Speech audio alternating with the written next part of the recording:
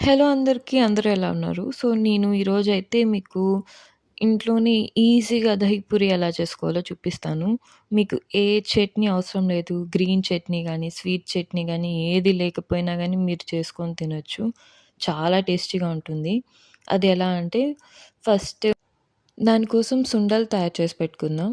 దానికోసం అయితే ఫస్ట్ గిన్నెలో ఆయిల్ వేసి వేడెక్కాక, కొంచెం ఆనియన్ వేసి వాటిని వాడ్చుకున్నాక, టమాటా ఏసి కూడా కొంచెం మగ్గబెట్టాలి.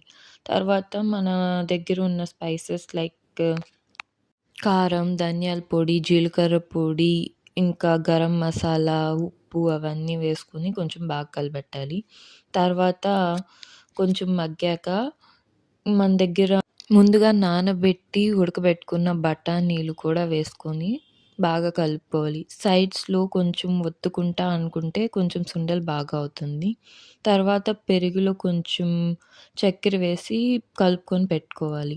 మనకు పూరి కోసం అయితే బయట అమ్ముతారు గదా! పూరీలు. వాటిని రెడీమేడ్ పూరీలు చేసి అమ్ముతారు గదా! వాటిని తెచ్చిపెట్టుకుంటాను.